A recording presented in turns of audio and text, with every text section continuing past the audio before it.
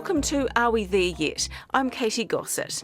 And when babies arrive, one of the first things they need to get their heads around are all the people in their lives. Parents, grandparents, maybe siblings. But then down the track, there may also be step-parents and step-siblings. Step-families. The madness. The magic. And the myths. This series is about families in which one or both partners have a child or children from another relationship. Such families have been referred to as blended, reconstituted, remarriage, second chance, and step-families. So that was 1983, a time when apparently a lot more blended families were emerging. And whatever you want to call them, personally I think reconstituted, sounds a bit like something you might eat when you're on a tramp, they do bring up their own particular set of issues. In total we got 4 girls and 2 boys, and it's normally the 2 boys fighting each other where it goes bad. I was aware that I didn't want to overstep the mark because I wasn't their mother, but I still had a really good relationship with them, so I wanted to be there for them as well. So it can be quite tricky, actually. I think more than anything the kids have learned how to play the parents well, so they know which one to go to get what they want. So if we were talking about coffee here, we'd be looking for the perfect blend. But when it comes to blended families, there's really no such thing. There are a number of different makes and models of blended families, with intergenerations, parents partnering and repartnering, siblings and step-siblings and half-siblings and all sorts of things. So I think the first thing is to realistically look at what you've got in front of you. So here's Catherine Gallagher, our clinical psychologist, who sees plenty of clients all wanting advice on how to handle tensions within blended families. Because I think if your hope is that you can squeeze your blended family into a nuclear model, then that's when the troubles start to arise. Because there's some differences here, and we need to be dealing with what we've actually got rather than what we wish it would look like. Because even with the best intentions, there'll still be clashes. There were lots of times that were really challenging over the years, but the children haven't asked to be put in this situation, and so I never saw it as needing to be in conflict with the child. Sometimes the other kids won't react as respectfully towards their non-biological parent. Even if, say, the ex-partner doesn't like you or doesn't want to get on with you or whatever, you kind of just have to try and make it work. And it can really help if a biological mother or father realises that and gets the effort you're making as a step-parent. Remember that other person in their life, so long as they're not doing anything that you really, really strongly disapprove of, then ultimately they're providing a gift to you because they're helping to care for your children. I don't like the fact that someone else has to care for my children, but I don't have a choice, so you have to make the best of it, and you actually have to help support that person that's come in. But while you welcome another person who can help, when it comes to the hard stuff, it should really be the child's own parent who gets to be bad cop. It's really important for the biological parent to take the lion's share of the parenting, and especially the disciplining. This can feel frustrating for some step-parents whose voice may not feel heard.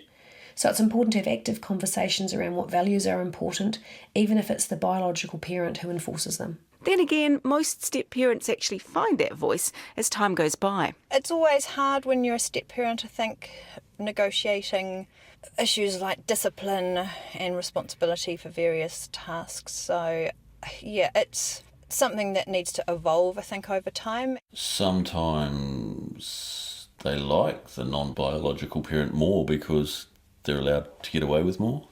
Suddenly you've got your spouse's kids and all your kids are gone. And you realise later that you've been played. And then there are the logistics of it all. How does a big blended family fit in, literally? Imagine what it would be like to be living under the one roof as a family of 3 or 4, and then to quite suddenly have to share that same space with another 3 or 4 people. In step families, when 2 families merge, space can become a problem. We're lucky we've got a 5-bedroom house with 6 kids, so the 2 boys share and 2 of the girls share, and then 2 of the girls have got their own rooms, and that kind of works. But even if you've got enough actual room, kids still need some private space with their parent, one-on-one, so they don't always feel like they're sharing that person with a new partner. And it's even better if they feel they can do that comfortably without worrying about what their other parent thinks. Divided loyalties are a thing. Kids can worry that if they start to get along with the new parent, or in fact they have fun with the new blended family, they're doing something wrong in relation to their other parent. So it's really important for parents to validate the child's confusion and to let them know it's okay to feel positive about this new person who's in their lives. And while that might feel like a step too far for some, she says it's worth it for the sake of your child. My shout out to parents would be get on those big girl or boy pants and put your kids first, because in fact you might feel completely devastated about the fact that your old partner has got a new partner. But if you want to be a good parent, then you've got to take care of those feelings over here. And if you can communicate to your kid that they're going to be okay and you're going to be okay, what you're doing is giving your child the gift of acceptance, which means that they're going to adjust to whatever is happening in their lives a lot better. They'll also adapt better if they feel like they're having their say. So in the midst of the crazy, busy business that is a blended family, it's important that children feel they're being heard. They may get along beautifully and it may be everything you've possibly imagined, but they might not. And that's actually equally valid. I think giving time and space, structuring activities that they all enjoy, communicating around that issue of fairness, so that each child feels as though their voice or their preference is given some airtime. But you've also got to realise that gelling with a new family unit won't happen overnight. Just clumping them all together and saying go off and play, isn't that helpful all the time? Because they may all be different ages, they may have different roles within their existing biological family, and so different expectations, temperaments, loyalties and preferences all need to be acknowledged and managed with patience, good humour and deep breaths. And a plan. So what is this plan? Well, the first thing is, when things begin to change, give your child a chance to get used to the idea. Take your time.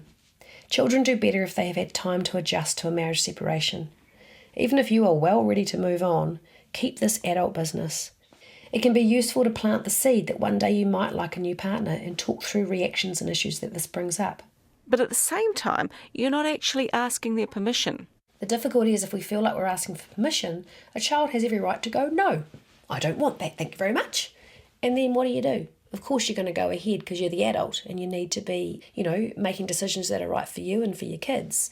But if we hand too much responsibility over to kids, we had no intention of listening to them anyway, so we may not go there. But when the time does come for your children to meet a new partner, try putting yourself in their shoes. It would be normal for kids to be uncertain, fearful, and at times downright hostile. And new partners need to be patient about building a relationship and realistic about the kind of relationship that's built. It won't feel like your own child. You may not feel love. But if the goal is warmth and mutual respect and some fun, then this can create a really realistic foundation for a long-lasting and successful relationship. And although blended families might be really common now, each transition is still a really big deal for the people involved. So that idea of taking extra time to ground children when they arrive in terms of, okay, you're here now, and this is what our week is going to look like. And while they're letting their children know what to expect, biological parents sometimes need to work on their own expectations. They love their child, so they really want their new partner to love their child just as much as they do. That's not realistic. And it can set up an expectation that puts everybody in a difficult position. I remember one stepfather I was dealing with, I happened to mention, you don't have to love them, don't you? And the mother looked devastated because that was her kind of wish, that he was going to love her kids the same as she did.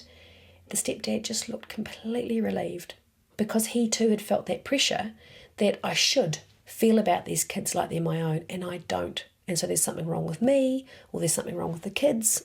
In reality, what this dad needed to aim for was just a like, and how do we be around each other with mutual respect?